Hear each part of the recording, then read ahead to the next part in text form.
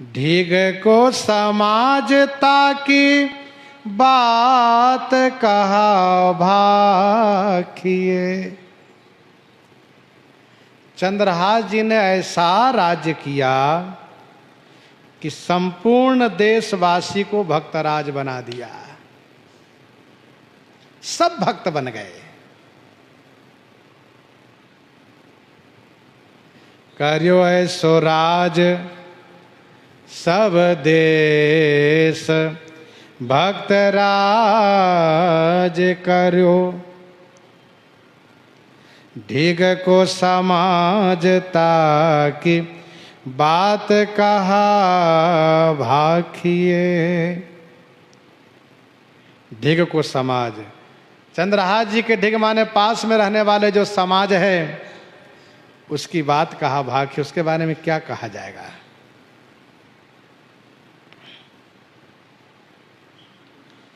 रागी धर्मिणी धर्मिष्ठा, रागी धर्मिणी धर्मिष्ठा पापे पापः समे समाः।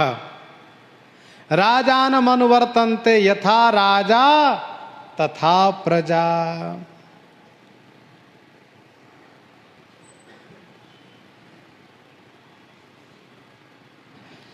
श्री चंद्रहास जी की साधुता संपूर्ण राज्य में प्रसिद्ध हो गई। साधु साधुता दुष्ट दुष्टता त्यागत कबहु न कोई। यह युग युग चली आई साधो बिच्छु सुमन न होई।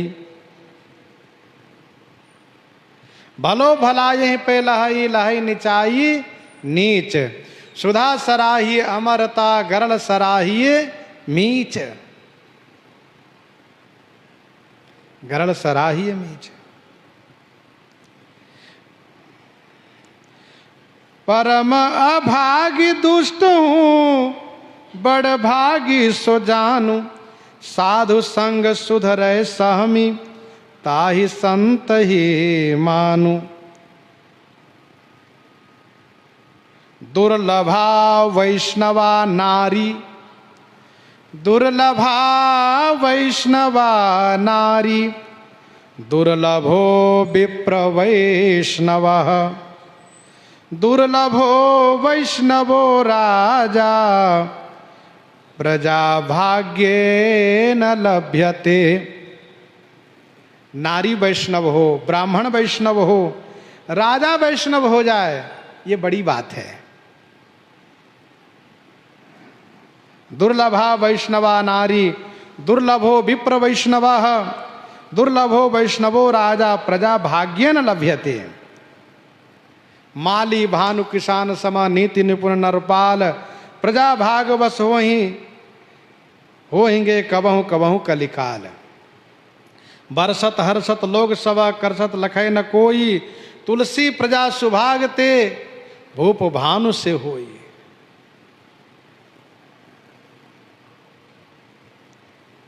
यथा राजा तथा प्रजा। दुष्ट भूप के पाई कई बाढ़े खल अघवृंद। साधु भूप ते धर्ममय व्यापै परमानंद। व्यापै परमानंद, परम आनंद व्याप जाता है।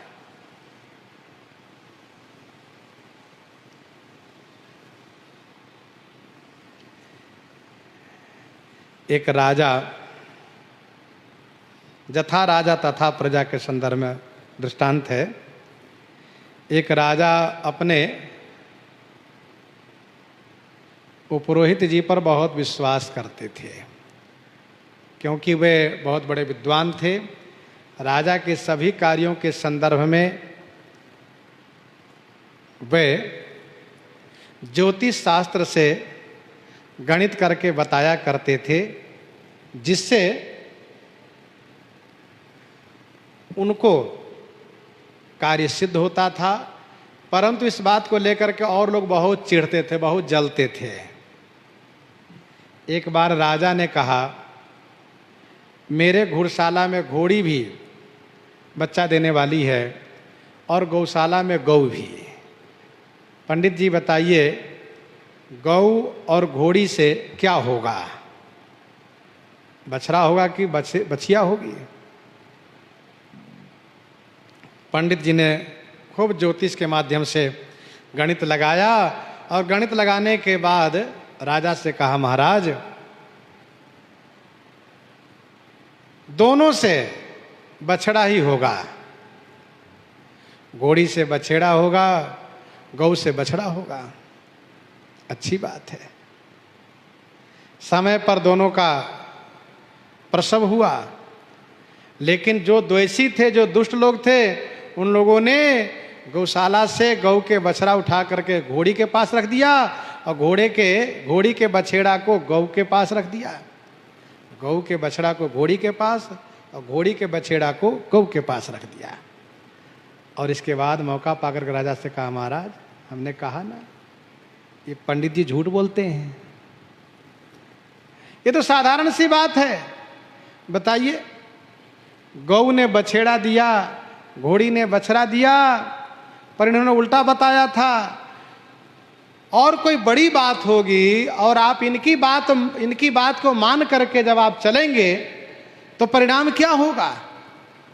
परिणाम क्या होगा, इस बात पर सोचिए, आप विचार कीजिए महाराज।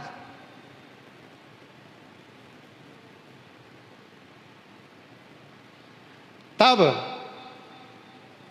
राजा ने, क्योंकि राजा लोग कान के बड़े कच्चे होते हैं, जो कोई कह दे वो मान लेंगे। राजा ने मान लिया और पंडित जी से कहा, तुम देश से निकल जाओ, चले जाओ। उन्होंने 3 दिन का मौका मांगा, कहा ठीक है। पंडित जी ने धोबी को दिया कपड़ा धोने के लिए।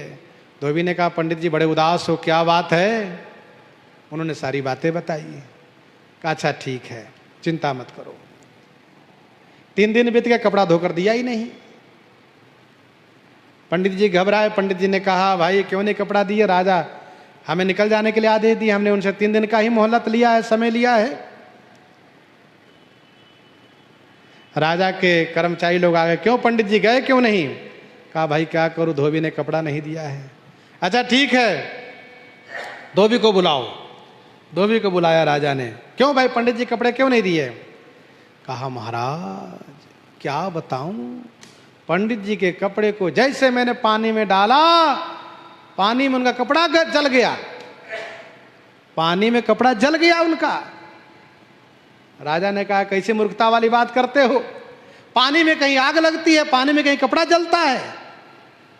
कहा महाराज वैसे ही कपड़ा जलता है जैसे गौ बछेड़ा जन्म देती है और घोड़ी बछड़ा। जहां के राजा झूठ बोलते वहां की प्रजा भी झूठ बोलती है।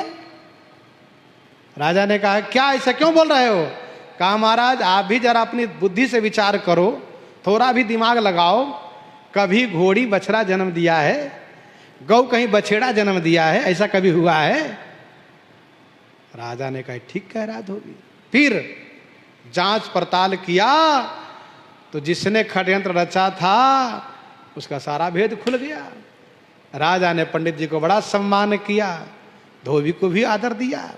कहने का भाव यह है कि जथा राजा तथा प्रजा, हरि हरि नाम अभिराम धाम धाम सुनी, हरि हरि नाम अभिराम धाम धाम सुनी, और काम काम नाना सेवा अभिलाखिए, और काम काम नाना सेवा अभिलाखिए,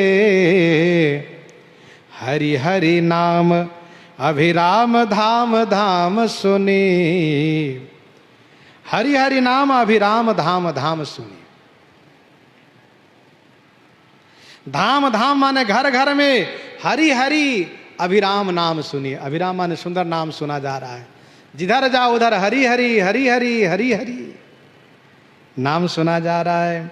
और काम काम नान सेवा अभिलाखिए, और किसी काम की कामना किसी में नहीं पाई जाती है, केवल सेवा अभिलाखिए, केवल सेवा की चाहना सब में है।